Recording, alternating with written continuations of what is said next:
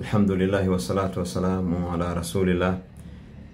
Je, kasoro ambazo mwanadamu ameumbiwa na Mwenyezi Mungu Subhanahu wa Ta'ala, kasoro zinazokhalifiana na matakwa ya sharia aliyoteremsha Mwenyezi Mungu Jalla wa Ala, kwa mfano kasoro ya kupenda kasoro ya ubakhili na choyo inayompelekea asitoe sadaka, kasoro ya matamanio ya nafsi inayompelekea aende katika haramu, kasoro ya kupenda dunia inayomfanya aiweke mbele dunia yake kuliko dini yake na akhera yake.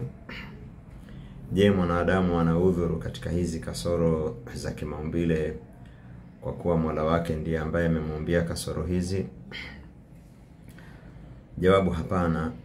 Kaumbiwa kasoro hizi ili sio kwa level ambayo hawezi kuzihimili na hawezi kuzibeba.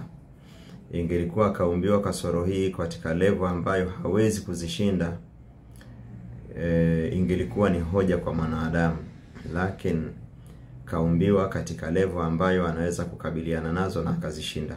Kwa hivyo ziko katika sura ya mtihani ambao mwanafunzi amepewa, lakini mtihani ambao uko ndani ya uwezo wake. Akisoma na akitumia akili kuufanya, atafaulu.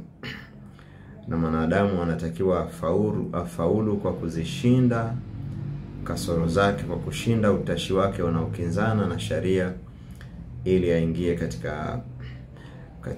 katika wigo wa kuridhiwa na Mwenyezi Mungu Subhanahu wa Ta'ala.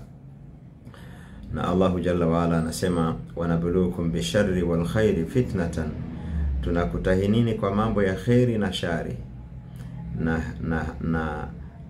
na hilo ni chujio. Yani hii mitihani ya khairi na shari ni chujio ambalo Mwenyezi Mungu Jalla wa Ala anawachuja waja wake na kuwajua waliofaulu na waliofeli, na matokeo yatatolewa waziwazi siku ya kiyama.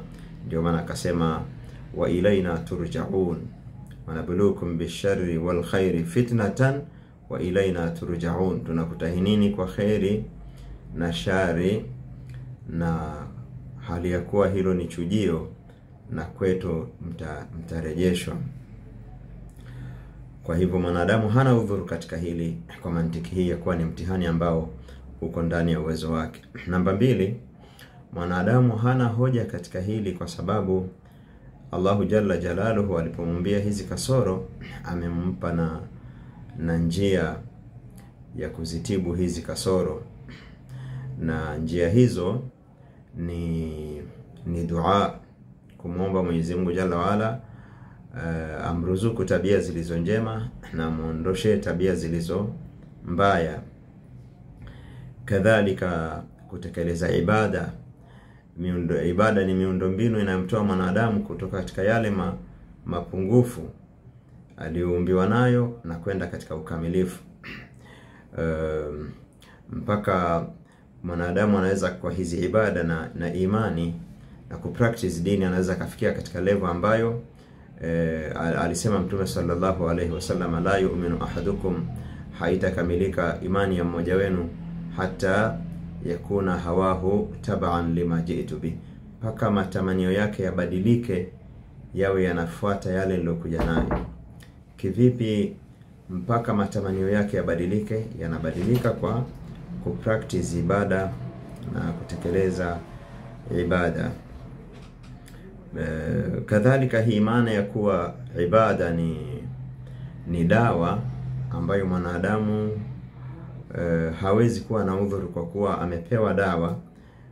Maana hii tunaipata katika kauli yake Mwenyezi Mungu Jalla Jalaluhu, innal insana khuliqa halu'an idha massahu sharru jazu'an wa idha massahu alkhairu manu'an illa almusallin, hakika mwanadamu ameumbwa hali ya kuwa ni mwenye kupapatika au halu'. Hii tafsiri ya halu' ni kwamba anapopatwa na shari hawi na subira, anapapatika au anakuwa katika situation ambayo yani ni kinyume na subira, haimridhishi Mwenyezi Mungu Jalla wa Ala, na kwa hivyo hasubiri anapopatwa na shari. Wa idha massahu alkhairu manu'an, anapopatwa kheri ambapo alitakiwa ashukuru, yeye anakuwa ni mwenye kuzuia. Allah akasema illa almusallina, ila wenye kusali, alladhina hum ala salatihim daimun, ambao wanadumu na sala zao. Kisha aya zikaendelea zikataja ibada nyingine. Kadhalika Allah amesema inna salata tanha 'anil fahsha'i wal munkar, sala inamzuia mtu kutokana na mambo maovu na mambo ya munkar. Adila hizi zote zinaonyesha kwamba ibada zinamtengeneza mwanadamu kutoka katika tabia mbaya na maumbile mabaya aliyoombiwa kama mtihani na kwenda katika uzuri. Kwa hivyo ana haki ya kulaumiwa kwa nini hajawa ni mzuri, na hali ya kuwa alitakiwa pambane na hali aliyonayo kwa kutekeleza ibada na kwa kumwomba Mwenyezi Mungu Subhanahu wa Ta'ala aende katika uzuri. Na nimalizie kwa kusema kwamba mwanadamu yatakikana kwa kadiri anavyoishi yawe toka katika stage moja ya chini kwenda katika daraja ya juu ya uchamungu. Mbora wenu ni yule ambaye khairi zake zimekuwa nyingi sambamba na kuongezeka umri wake, na mbaya ni yule ambaye umri unapoongezeka ndio anaongeza shari badala ya khairi.